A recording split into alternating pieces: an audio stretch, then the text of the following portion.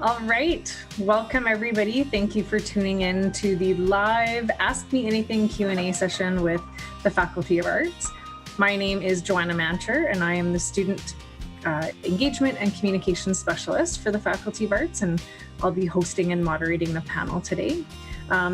So to get started, I'll ask the panelists to go around and introduce themselves, and just to let all of you attending know who we are and sort of our areas of expertise.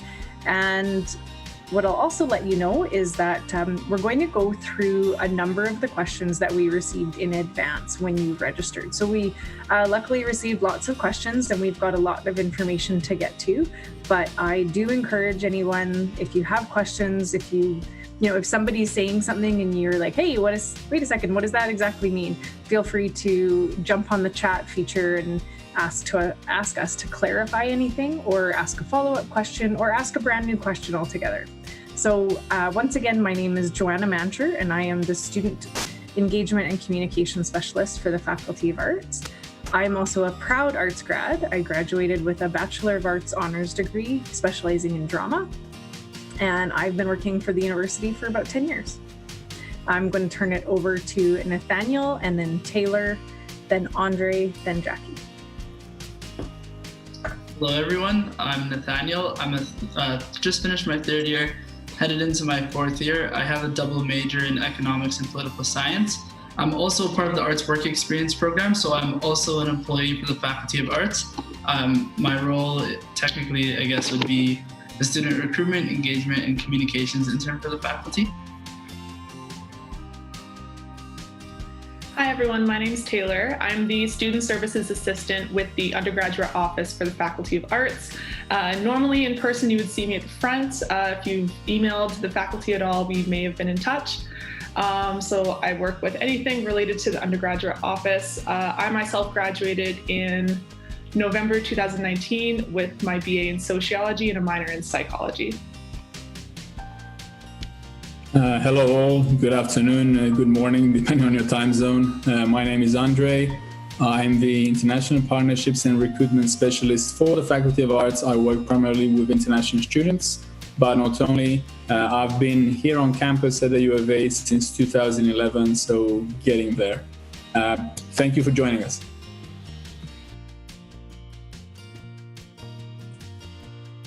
Hi, Tante. My name is Jackie Bellerose. I am the Indigenous Engagement and Recruitment Specialist with the Faculty of Arts, and I've been with the university since December 2019. And but I have a BA from U of A in Native Studies and minor in anthropology.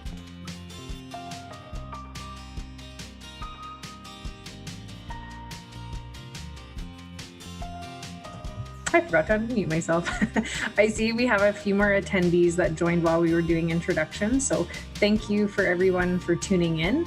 If you have any questions at all during the live Q&A, please feel free to use the chat function to ask those, or pop into the Q&A. And we're going to get started. We received a number of questions on the registration form. So just to let you guys know a little bit of our order, we're going to talk about choosing majors and minors. We'll talk a little bit about honors in there. We're going to talk a lot about building a course schedule and how to pick classes, what to do if a class is full, things like that. And then we'll get into the topic of courses being online for fall term, possibly longer. So we're going to get into that. If at any time you want clarification of something that we're answering right now, again, just ask in the chat function and we're happy to go. So to get started, we get this question a lot, and we got it a few times on the registration form. So basically put together, the question is, I've chosen my major, but I'm already thinking about changing it. Is that okay? Can I do that? And I'm going to ask Taylor and Andrei to answer that question. So Taylor. The answer is yes, you can. You can change your major at any point in your degree. However, we do recommend that you pick your final major and final minor if you want to by the end of your second year. So the reason why we advise that is so that you can complete all of the major requirements in time, especially if you're planning to complete your degree within 4 years. You'd want to declare your major and minor as soon as possible. But you can change it whenever you like if you want to. Yeah, this is a ultra common question. I think I had 2 emails that I responded to today about this exact question. It's fairly rare to see an undergrad degree as a linear journey. We have hundreds of students changing their major, minor every month, and it's very common to see students making multiple changes over the duration of their degree. So yes, use our online form. It's on the Arts website to submit a change of major, minor. If you do have some questions, email the advisors at artsand@ualberta.ca. We can provide some feedback. Do not feel like you have to study whatever you decided if later on you find that you're not really interested in that particular subject or you're struggling.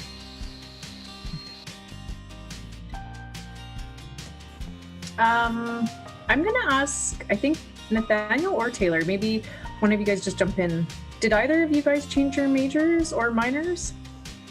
I did. I don't know if you did, Nathaniel, as well, but in my first year and a half, I was a drama major. And then during the course of my degree, I just kind of realized that wasn't the major that I wanted to choose. And so I took a sociology and psychology class that semester just to see if I liked it. I ended up loving it, and I changed my major right at the end of my second year. I did as well. I actually started off in the Faculty of Arts as an aim to getting into business. I guess just as I progressed and seeing what business could have offered me, I just didn't find that it worked for me. So I decided to stay in economics. And then by that point, I've taken a few political science classes. And then I just kind of found it kind of natural to me. And then I ended up making that my double major. Yeah, so one other thing I'll add at this point, and we'll get into this a little bit more. So in the Bachelor of Arts program, all students are required to declare one major, and that's it. However, you can actually pick to have 2 majors. You can have a major and a minor. You can have 1 major and 2 minors. You could do a major and a certificate. You could do a major and 4 certificates. There's actually so many ways that you can put together a degree that you want. That can feel really daunting and intimidating right now if you're feeling like you don't even know what you want to do, or if you're undeclared. I spoke with one student twice this year who in September was sure she was going to try to do all of the prerequisites to get her into rehab medicine. And by January, she had completely switched her plan.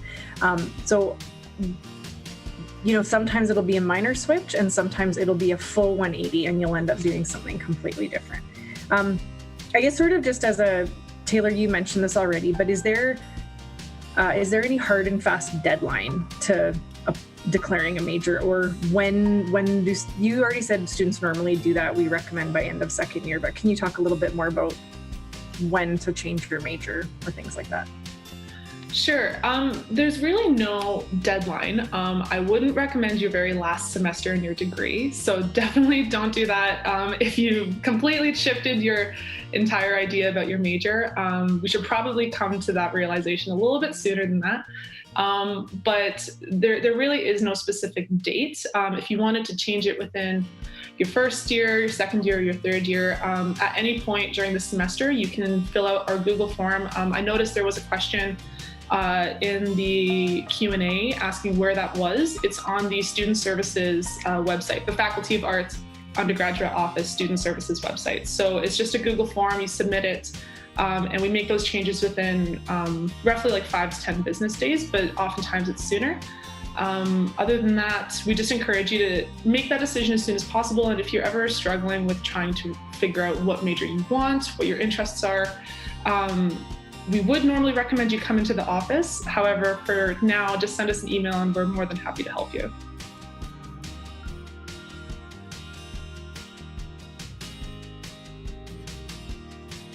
All right, so next, we're going to talk a little bit about what the difference is between a major within the Bachelor of Arts program and the Bachelor of Arts honors program. So what's the difference and how do I get into honors? I'm going to ask Nathaniel and Taylor to jump in on this question. For sure. So the difference between honors and a major is basically honors gives you a more in-depth understanding of that particular field of study. There would be different requirements for an individual getting in the honors program. So, for example, there may be a few additional senior level courses that you're required to take, and most, if not all, honors programs require a thesis. So, in order to apply for the honors program, it would be after your first year, and more specifically, you would need each fac or department would have a different requirement in terms of potential GPA.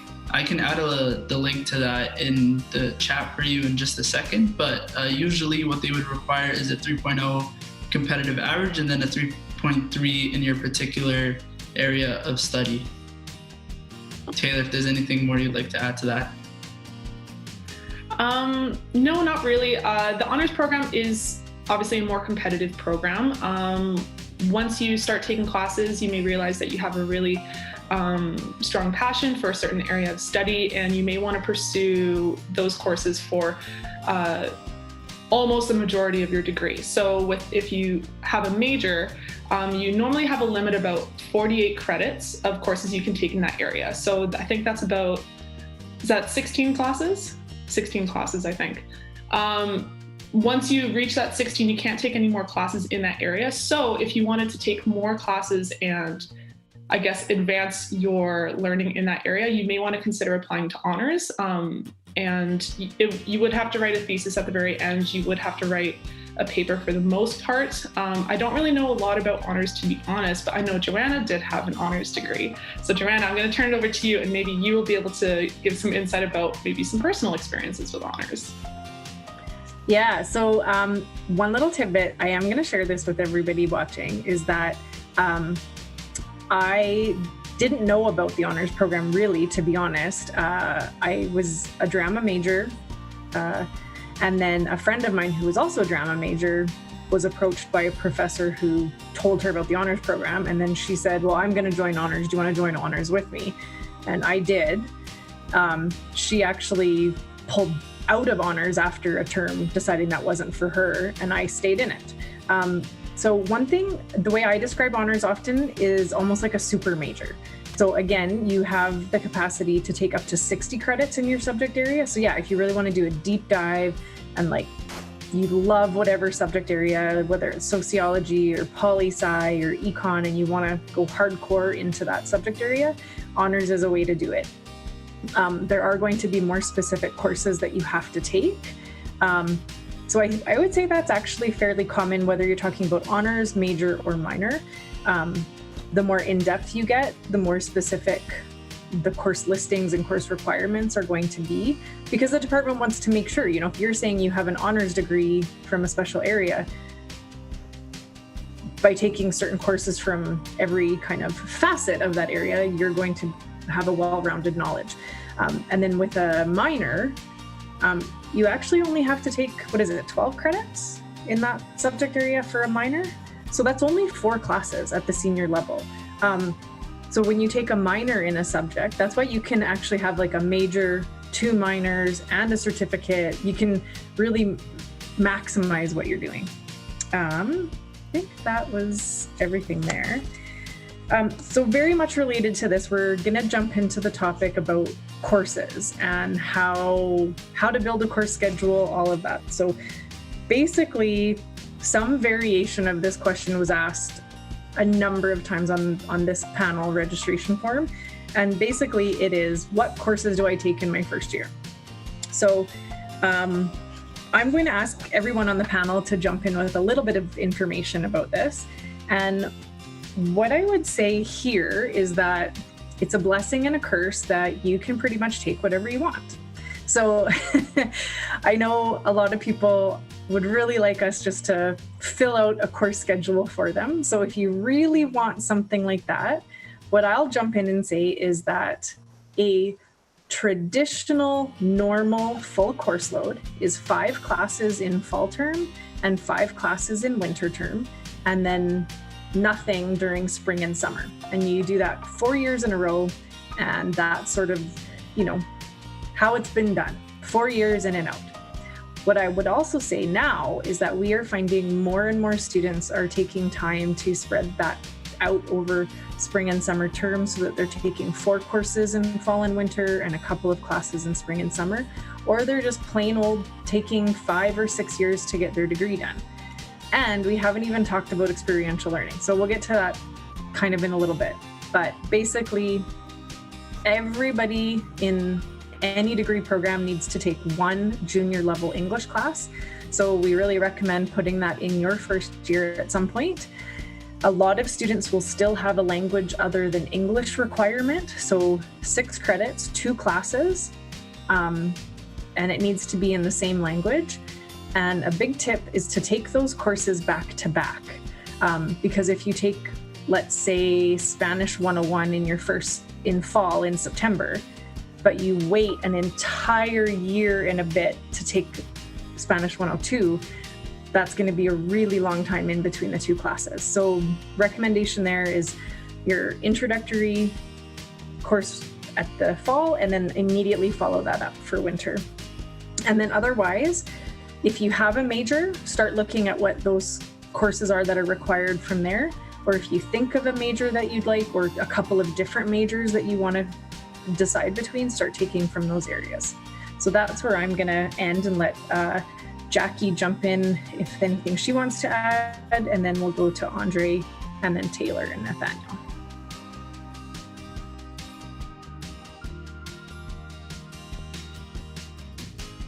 Sorry, I'm just having trouble with my mic. Can you hear me okay? So I guess the one thing that just from my own experience, and something that is sometimes the 5 courses per semester feels quite daunting, especially if you have kids or if you work, certain things like that. So what I did, because I was a single mom when I went to university, what I did was I took 4 each semester, and then I did spring, summer, and that equals out to the same amount. I was in school all year, but didn't really seem that bad. Plus, I love spring, summer. They're like some of my favorite courses. They're so condensed. You can't do anything but the coursework for that 2 weeks. So you get it done quickly. And I recommend trying it out if something you're interested in. And I'm not sure, what else were we talking about besides the course amount of courses to take? What was the other part of the question? Like what do you have to take in first year? Like what is basically, if somebody's saying I need help building my schedule, what do I do? Oh yeah. And another thing that I recommend to people is if you've ever had any interest in any subject area, take it. Just try it, because that's the only way you're gonna know. And the first year is always like the best year to experiment. So like for myself, I changed my minor, I don't know, 3 or 4 times, I think. And that's because I took anthropology, because I thought anthropology at first. I took anthropology, and then I tried sociology, then I tried human ecology. I tried every single thing that I thought I was interested in that would go well with my major, and ended up coming back to anthropology because it was the only one that I cared enough about to kind of stick with, and I was interested in it enough to stick with it. So you have to it's important not to force yourself to just plow through your major or your minor. You need to kind of love it, it's important. Otherwise it's going to be a hard 4 years, I really believe that you really kind of need to have some kind of connection or attachment to what you're taking, and it'll come, you'll find it.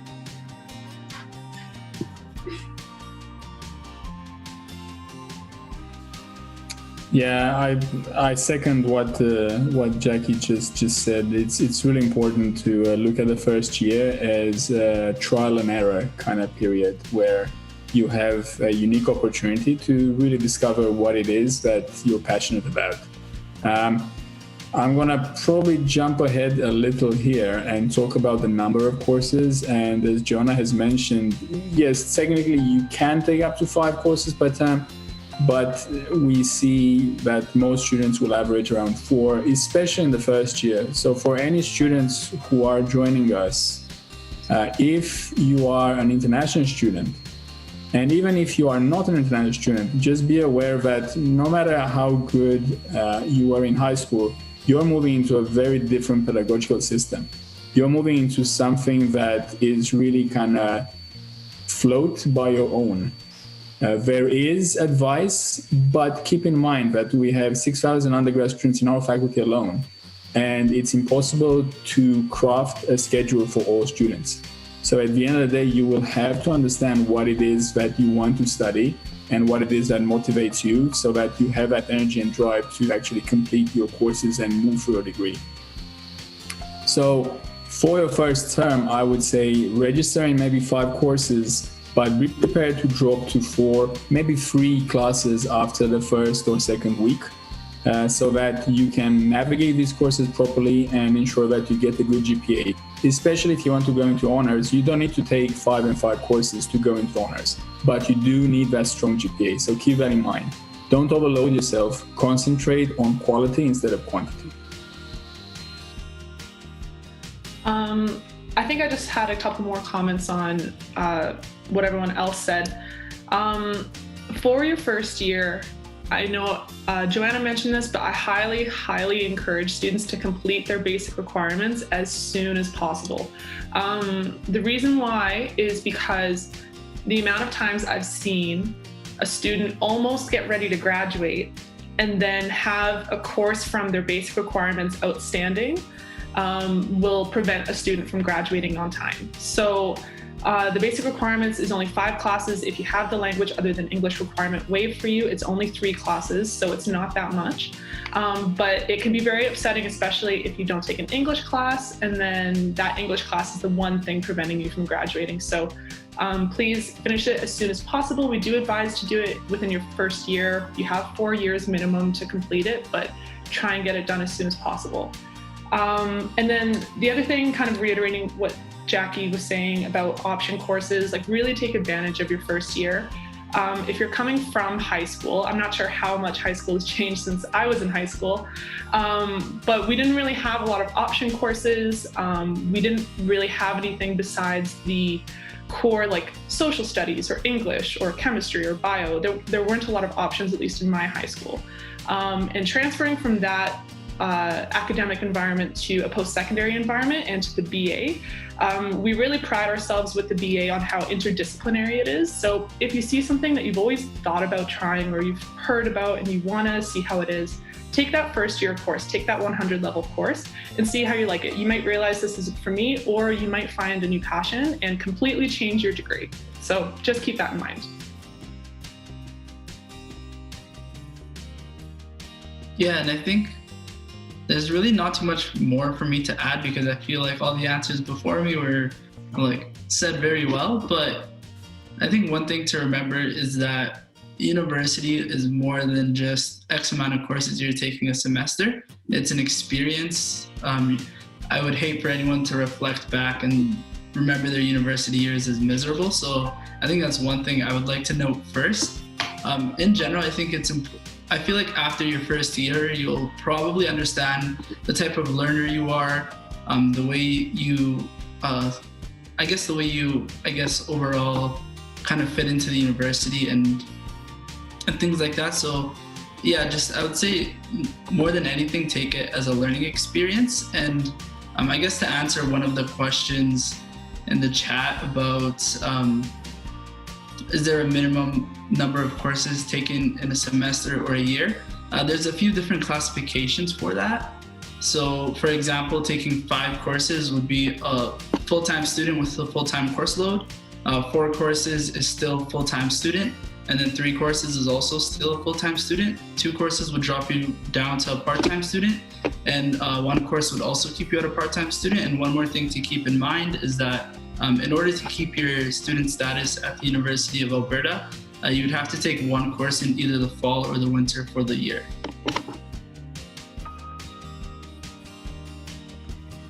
Thanks, everybody. So I'm going to, this is similar. I'm going to address, there's one other question in the chat. And it says, after I finish the basic requirements, does that mean I can go and focus on 200 level courses? So the answer is yes. So what I would say is, generally speaking, every subject area is going to have a course at the 100 level that's considered its introductory course. And generally speaking, you need to take something at the 100 level before you can take something at the 200 level or the 300 level or 400 level. There are exceptions. So, and this is part, like, you just need to look through Bear Tracks. But I'm going to promote something too right now is, I don't know if any of the attendees have heard about the blog that comes out of our unit. It's called the UAlberta Arts Insider blog. And if you follow the Faculty of Arts on Instagram, at UAlbertaArts or at UAlberta_arts, we promote our blog posts on there very frequently. And we're going to be doing a feature right away, a number of features where departments and professors are going to give us courses to promote. And there are courses at the senior level that do not require prerequisites. So there is another question that was asked ahead of time. And basically somebody says, so can I start taking 200 level courses in my first semester or my first year? Technically, yes. Yes, you can.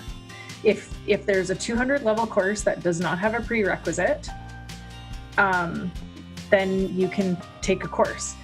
Or if you take a 100 level in September and then take a 200 level in January, you can. Now, just because you can does not necessarily mean you should.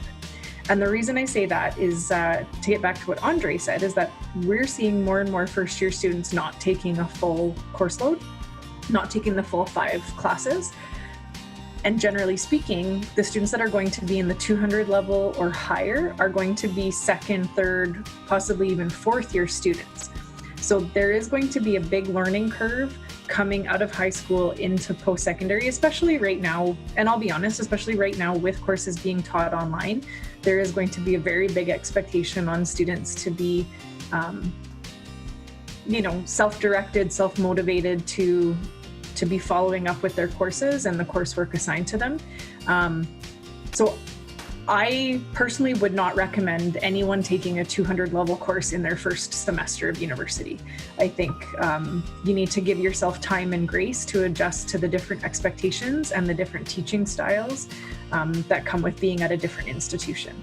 Let's see, there was something else.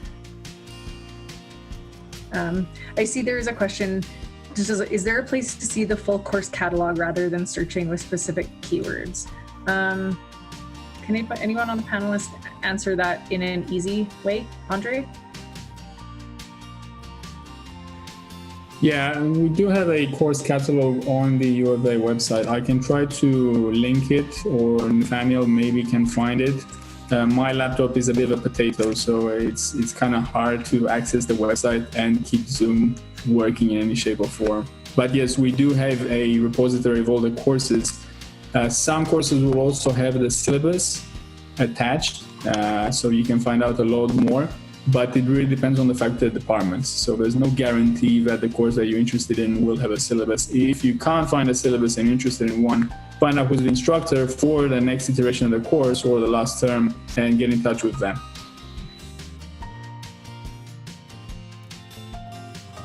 All right, moving on. The next question we got was, what are some rules I should know about when it comes to how many courses I can take from certain subjects or levels?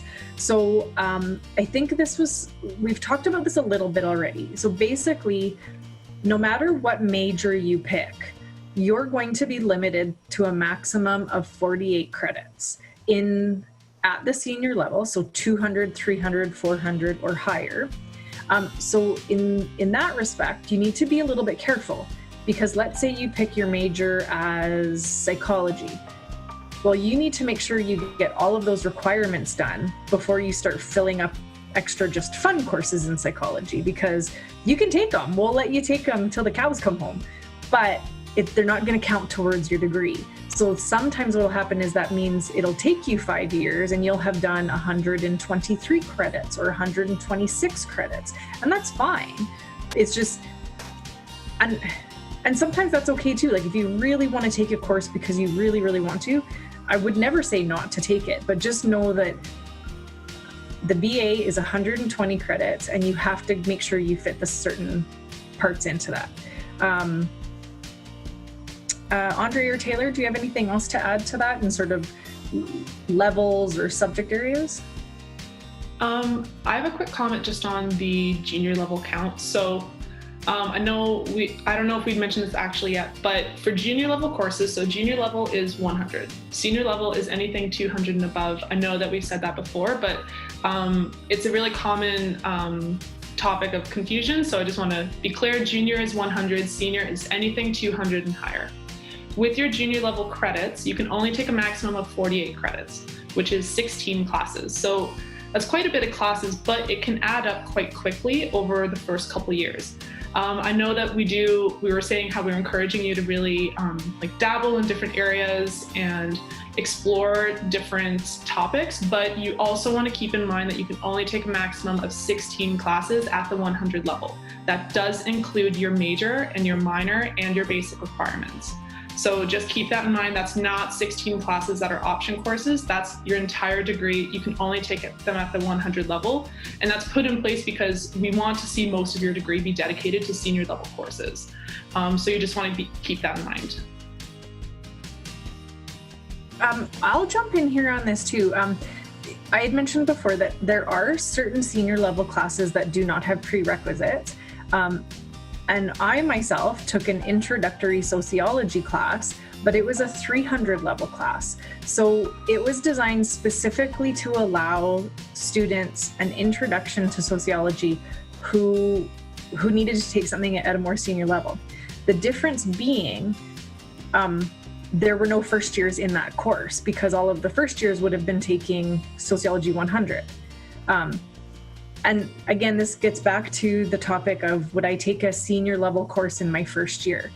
So there is going to be a different level of expectation in terms of your ability to keep up with readings, your ability to write papers, things like that there's going to be a different expectation of a student that's in a 400 level class, regardless of what year you're in. You're going to be expected to write at a 400 level compared to as if you were in a 100 level course. So just keeping that in mind, there are ways to take introductory courses in subject areas that are not at the 100 level, but you've got to be a bit, I don't know, not careful, that's quite the wrong way to say it, but maybe strategic, or you need to realize what your options are. So I think, Nathaniel, did I ask if you had anything else to add to that? I really don't have too much more to add to it. I think you did a great job of covering it, but I think one thing to keep in mind is that just senior level courses, sometimes they may not exactly be more difficult. In some cases they are, but in some cases they're not. And in those cases, I think they just require more work, more effort, and I think that's something to keep in mind. Can you handle more work in one class, which may take away your focus or emphasis in another class? So yeah, I would just say keep that in mind. If I could jump into, I actually did way better in my senior level classes than I did in my intro classes, like way better. And I know you have to put in way more time and effort in terms of like the paper, because they're usually quite a bit significantly longer. And the readings, I guess are a little bit higher level, but the thing that's really that makes them kind of easier is that they're very focused on one subject, on like one area. Intro is like here, we're going to teach you 10 different things and you're going to have to kind of learn every single thing. But in the 300 levels, it's like, we're going to talk about X and that's it, you know? And that's like why I preferred them. Once I was done my first year, I never looked back, never looked at a 100 level class ever again. Just kidding. But you know, I'm just saying they sound daunting and stuff, but they honestly are, for me, they were better because they're more focused. And I like that about them. I just wanted to add one more thing on top of that. With the senior level courses, most of the time the classes are smaller too. So I know that may not apply this semester because everything's going to be online, but in future terms, when you get up to that 200, 300 or 400 seminar, you may be in a classroom with 15 other students. And so you will also have more of a one-on-one interaction with your professor and your colleagues, your fellow students. So the experience will be quite different in the senior level versus the junior level most of the time. Okay. So there's some questions in the chat, in the Q&A, that are actually really similar to a bunch of the questions that we got in advance. So one of the questions is, what do I do if a class that I want to take is full? So there's a similar question right now in the Q&A saying, you know, I'm a psych major. The only class I can get into at the moment is Psych 104. I'm unable to get into any of my other required courses. How do I enroll in courses like English 103 or Writing Studies 101? So the answer there is, put everything that you want, build your schedule builder, and put everything on that you want to take or that you need to take onto your watch list. There is always changes, no matter, like even in a regular year before COVID, there would always be lots of people swapping or dropping or adding courses. And I think this year, because of the situation with COVID-19 and lots of people making adjustments to their course schedule and decisions, there will be lots of changes. So just put stuff on your watch list. Anybody else have anything to add to that part? Nathaniel, did you wanna, or Taylor? Just for some information on how the watch list works, I got this question from a student, and one student was asking me if the watch list is ranked. And so if you get on the watch list first, you will be the first one notified. And if you don't add the class, then it goes to the next person. That's not how the watch list works.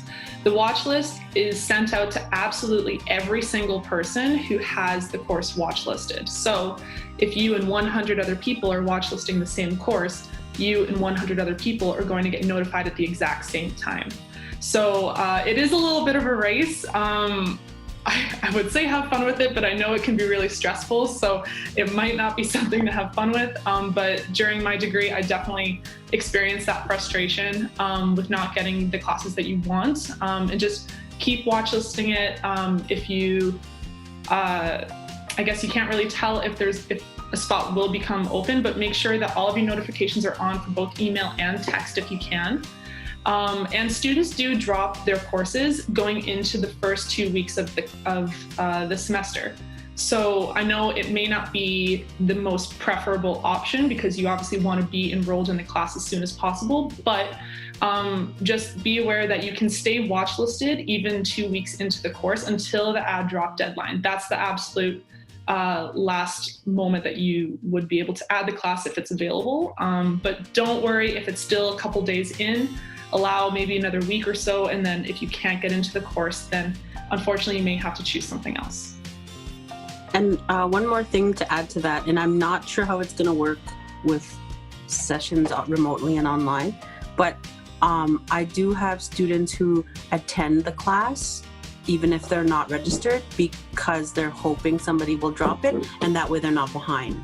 So that's also another thing to keep in mind. I'm not sure how it will work right like with the remote learning, but it is something that people do, I know, in regular times when you can actually attend. If I can just add one more thing, just be patient. it happens to almost everyone in their degree, I think. And like Taylor said, there's a lot of movement in the first 2 weeks. If this course is your major though, feel free to reach out to your undergraduate advisor in that specific department, because you have to fulfill your major requirements kind of obviously. So they will kind of show some flexibility and maybe help you get into the class. Yeah, so that is one thing to consider for, there was a question earlier about sort of like rules about courses to take and things like that. So something that's just as a general good tip, as you carry on in your degree, what happens is the most, so fifth and fourth year students get first crack at registering for classes. So like come next year in February, March, fifth and fourth year students get first crack at registering for classes. And then third year students get to go. And then second year, and then first year, and then new incoming students. So the recommendation here is that the minute you are allowed to register for classes, you should.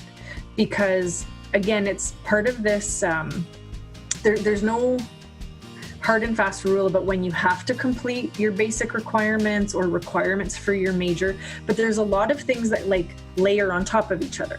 So if Drama 150 is a prerequisite for every other drama class you want to take, if you don't get that course done in your first year, it's going to be a real challenge for you to fit the courses in the order you want them to be in. So getting the foundation year courses done earlier on gives you more flexibility with your schedule.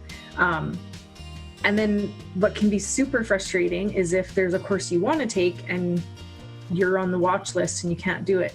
The other thing here is certain courses are given priority to majors first. So for example, psychology courses, psych majors get priority to register in the psych classes before the other students do. So again, it's sort of this like figuring out what you want to do, what you want to pursue, and making sure you get your paperwork done in time to allow you to register for the courses you want. So yeah, I'm seeing a lot of questions in the chat box just being like, the class I want is fall, what do I do? And the hard answer to hear is like, you just gotta hope that someone drops the course and you're the first one to take it off of the watch list. But don't despair. Like we were talking about, don't give up on taking courses in spring and summer, just considering stretching things out. I also saw a question about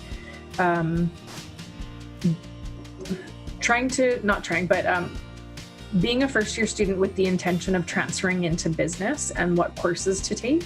So what I'll address here is basically,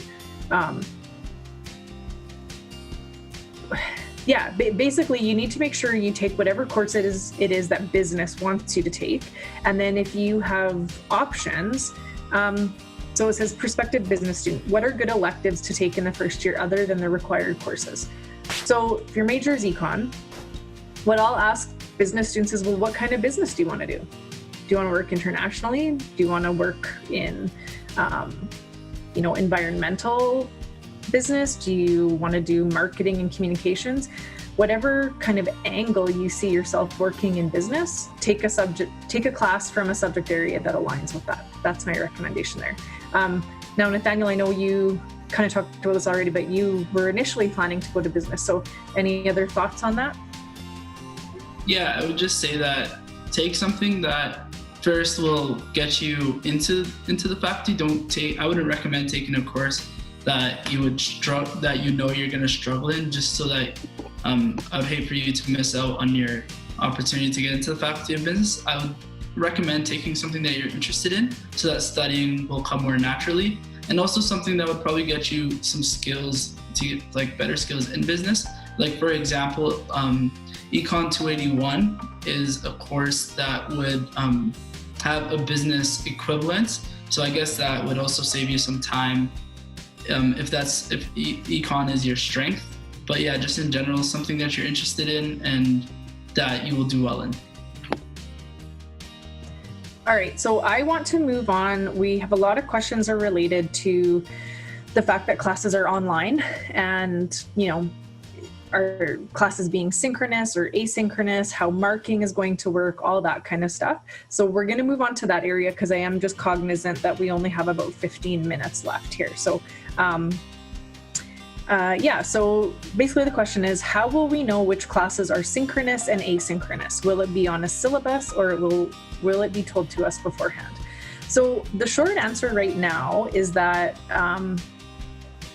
there's a lot of decisions that are still being made by professors. And the reason for that is that a number of professors and instructors have learned a lot over the last couple of months. So they're refining how they plan to teach the courses that they're going to be teaching in fall term. So they are still making adjustments. And they're making those adjustments in the best interest of students. So unfortunately, right now, that means there's a bit of a waiting game. And this is also why the courses that people are registered in is going to change, because some students are going to need more classes being taught asynchronously, meaning anytime learning through pre-recorded lectures or completely self-directed learning. And other students are going to be looking for courses that are taught in real time or that have real-time components to them. So the short answer right now is there isn't a single place to go look and find that information out. And if you were to try to follow up with professors and instructors right now, I think a lot of what you would be told is that they're still working out the final details and they're not prepared to make a blanket statement right now. At the very least, it will be on the class syllabus and it will be explained to you in detail on the first day of classes. Again, which means there will likely be a lot of shifting in those first week, 2 weeks of classes as students participate in those first few classes and take a really good look at whether or not they have the capacity in whatever way, like whether your technology is adequate, whether, you can tune in for the live real-time lectures or course, small group discussions, things like that. Andrei, do you have anything to add before, and then you can even kind of talk about stuff being marked and exams, and then Taylor and Nathaniel will jump about that too. Yeah, sure. It is true, it's an area of concern for students, but as Joanna has already mentioned, it's a work in progress for a lot of instructors, and some departments that know that they have a lot of students outside of our time zone, for example, they are doing all that they can so that classes that need to be synchronous will be offered at times that make sense for students here and also overseas. Because, for example, I'm looking at our students from India. I think it's 3 a.m. or 4 a.m. in Delhi right now. So having a synchronous lecture at this time would not really help those students. So there's going to be a lot of work to determine what is the best approach. If it's synchronous, when is a specific lecture being offered? But you will have to wait, in many cases, until August or maybe when the syllabus is published on eClass. The other question that we have received is about grading. The grading has reverted back to the normal U of A scale, the 4.0 scale. Winter 2020 was an exception because we made that switch towards the end of the term where we went from live classes to everything being moved online. But now we know from the start that everything will be online for fall 2020 with some exceptions for maybe fine arts courses. So our grading is reverted back to the 4.0 scale, where an A means you're at full marks, 4.0, and an F means that you have failed the course and you will have to retake it.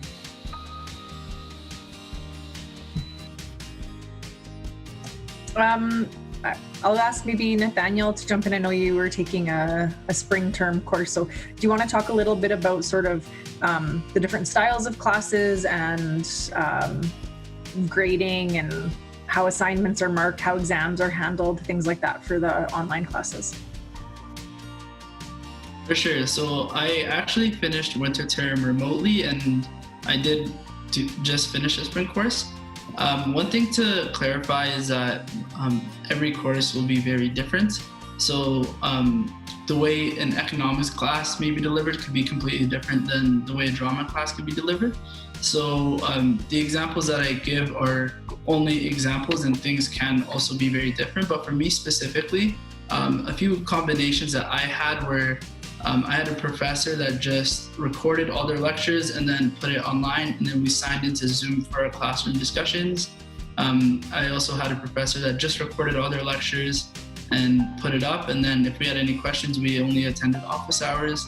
We also had a professor that just carried out his lectures live, just because of the amount of classroom interaction there was. And also for exams, again, this will vary course to course. Some professors may give you an open book exam with a limited amount of time so that you don't have time to refer to all your notes immediately.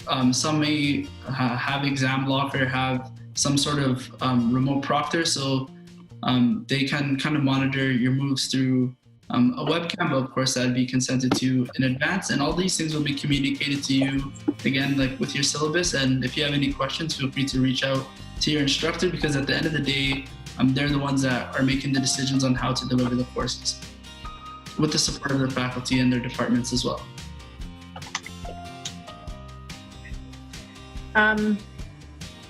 Okay, so questions about when can you see the syllabi on eClass? Might they be posted prior to the start of term? I'm guessing it's going to be fairly late in August, if in advance of the class at all. So yeah, unfortunately, you can look back at prior syllabi from classes if they exist, like if a prof has been teaching that course for a while. However, just be prepared that because it is remote this year for fall term, there will be differences, and to know that you need to check the current course syllabi. So yeah, unfortunately, it would be nice to, get something right now and have your fall term schedule set in stone and have all of those expectations laid out, but not quite the case. Taylor, did you want to jump in? Yeah, I just wanted to make a quick comment about the syllabus. As much as we all want to receive our syllabus for our courses as soon as possible, most of the time, in my personal experience, I don't know if anyone else has had this, but the professors will hand them out the day of the first class, or they will email you the night before. So as much as I know there might be some people who really like to prepare, I'm one of those people. You may just have to wait until the first week, and especially given the current pandemic and all of the university regulations we've had to change and moving into online courses, I can imagine the syllabus will probably be a lot later, just like Joanna mentioned. So really appreciate your patience at this time. I know that it's tough, but just be patient with us as we get all this stuff ready. I also just wanted to reiterate the importance of a syllabus. I don't know if anyone is a first university student in their family, if you're making that transition from high school to university this year, or you've taken some time off. For me personally, I was the first university student in my immediate family, so I didn't have a lot of advice going into it. The syllabus is your friend. You are going to know everything about your course in your syllabus. Do not throw it out. Keep it and read it, and make sure that you're reading all the deadlines, reading all of your midterm exams, your final exams, everything that regards your course will be in that document. And so also, if you're building your schedule and you're not quite sure if you want to do this class or a different class, reading the syllabuses within the first week, or the syllabi, will help you to better plan out your midterm season, your final exam season. You'll be able to see if there's any interference with dates. So just make sure that you're really reading it through, because your professor is not going to remind you that you have an assignment or an exam. Sometimes they don't, sometimes they do. So you really just need to make sure that you're reading that document. Okay, so we've got a few questions still to go from stuff asked in advance, and a few more on the chat. So let's talk. Fall term is online. Do you need to move to Edmonton? No, you do not. Winter term, will it be in real life? We don't know yet. An educated guess would be if if there's going to be very, very few classes for fall term that are taught in person, and those are currently being addressed. For winter term, let's say things move ahead and the pandemic is going well and there isn't another huge second wave. Best case scenario, there might be some additional classes being taught in person. What those classes will be, we don't know yet. There's a lot of moving parts to make that happen. So the best case is, let's say even for some reason, all the classes are available again in winter term. You will not be left out high and dry if you are still in a different country, a different province, a different city.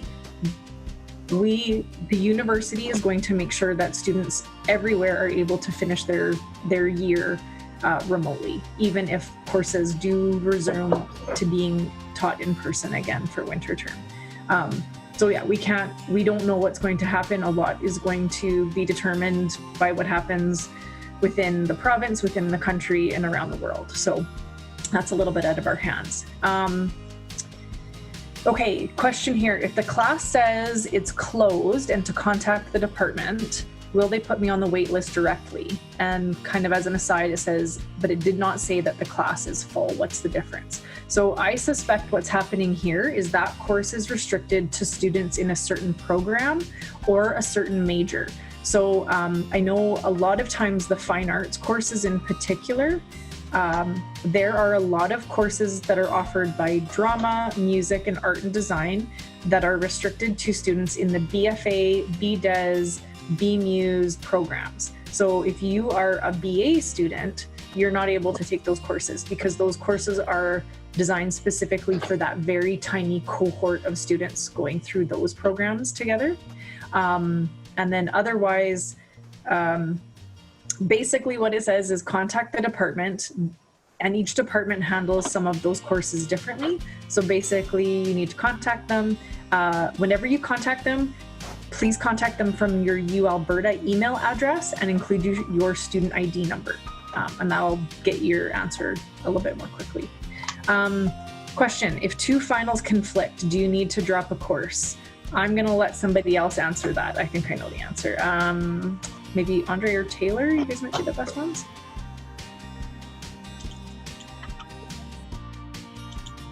Andrei, are you gonna answer?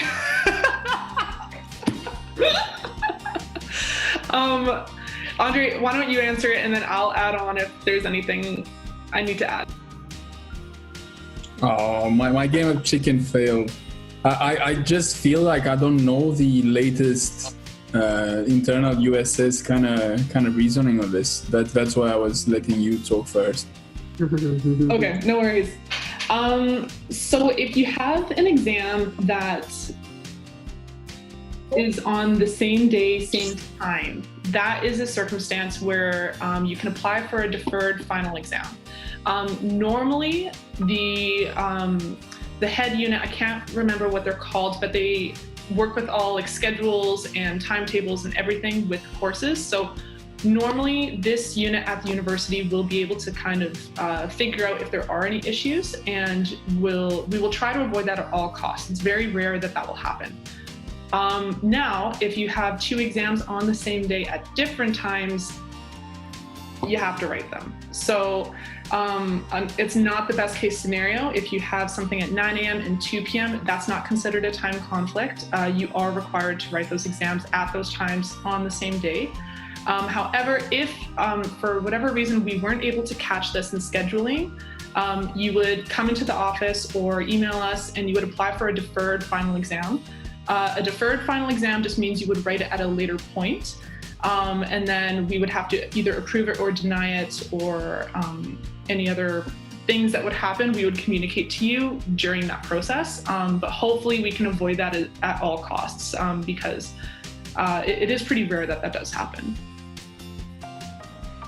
I would just like to add, because it's a tentative exam schedule that you're seeing on Bear Tracks right now, things can very well change.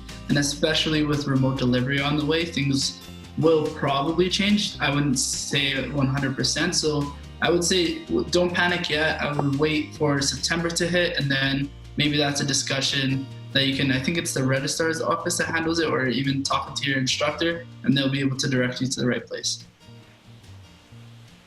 Yeah, it's the RRF team over at the registrar's office who's monitoring all the classes to make sure that there are no conflicts.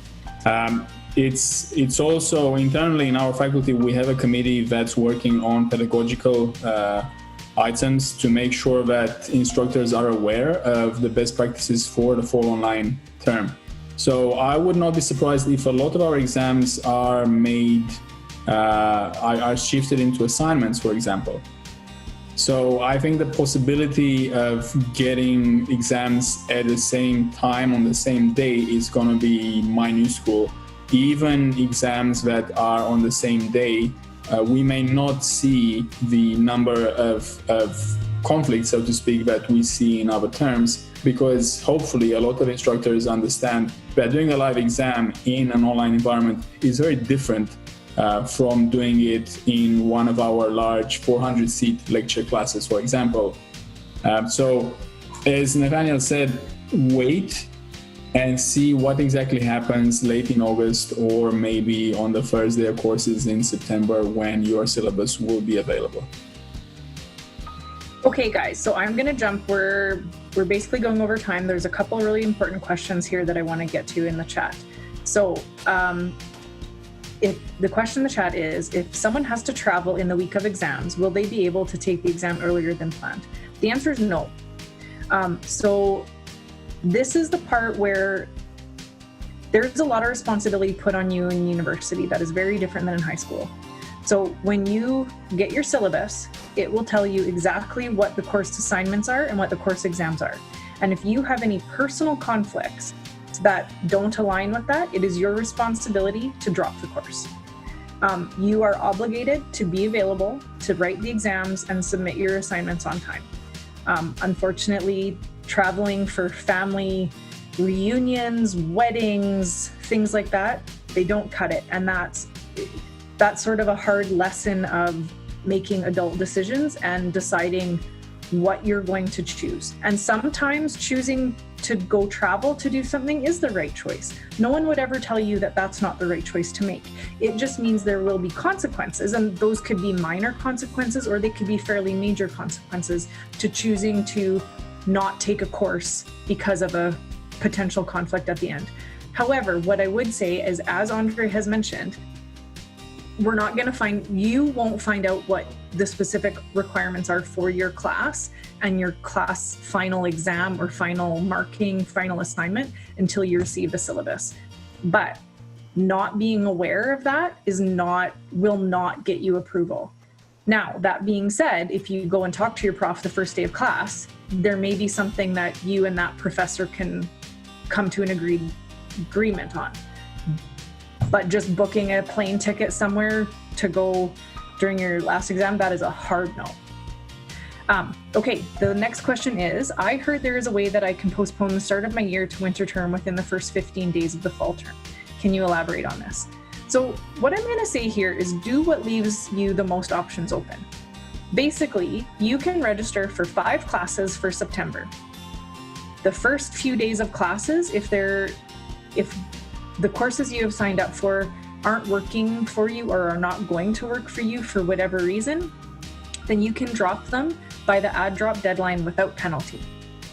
If you take one class, you basically don't need to do anything. If you want to take classes only starting in January, that's fine. You just register for those January classes and there's no problem. You do not have to take classes in fall term. However, just be aware that if you need to take a course, at least in one course in fall or winter term, to maintain your student status. So if you decide in the end not to take any classes in September or January and you don't do anything official about it to defer or anything, you're going to have to apply again to get in the following September. So what I would really recommend is if you've been granted admission, don't pass this up, take one class, whether it's in September or in January. But as we already talked about too, sign up for a few of them. Give yourself a chance within the first couple of weeks of classes to decide if these are classes you can handle. Nathaniel, I see maybe you wanted to jump in on this, or anybody else is welcome to now, but we're going to also wrap up here right away. I do want to touch on, I know we're over, we didn't touch on at all on extracurricular activities. So I think we need to quickly talk about experiential learning and just clubs and stuff. So anyone want to jump on that? Maybe Taylor, you can talk about EXP because I know you did a few of them, and then Nathaniel. For sure. So as first year students, this is something to be aware of going into your degree. You're not going to be able to participate in the arts work experience program in your first year, since we limit that to second year and on, because we obviously want you to focus your first year on your studies and your classes. But if you are interested in pursuing co-op or work experience or career mentorship or anything like that, the arts work experience program is a phenomenal program.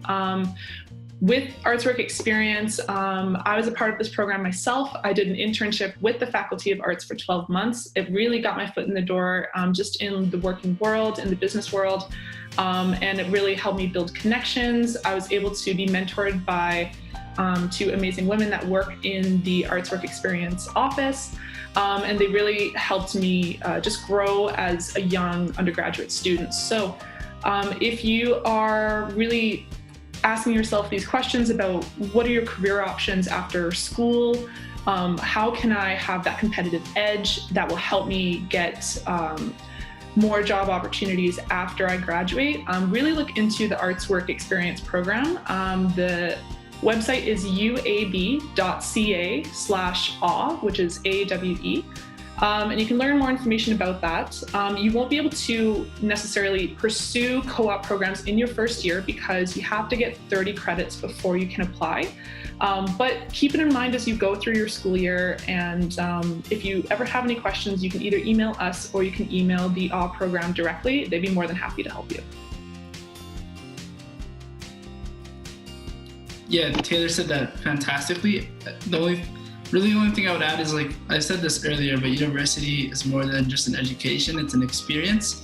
So take advantage of what's available to you. I think that's something I would tell a younger version of myself, is there's so many things to do on our campus and you'd be really missing out if you didn't take advantage of at least a few of the things. Personally, I've taken part in Arts Work Experience. There are some great student clubs on campus to really find a cool group of people. There's a whole bunch of events. Even with COVID, I'm pretty sure going into fall, student groups will have virtual events. There's so many things. There's study abroad. There's undergraduate research initiative. There's community service learning. So many certificate opportunities, and there's so many ways to get real world learning at the university. And I would just highly recommend taking advantage of any opportunity available to you. I also just want to quickly mention certificates as well. I don't know if we mentioned that already. Faculty of Arts students, actually U of A students, have a lot of access to a variety of certificates. Certificates are extra to your degree, so they're not required by any means if you don't want to.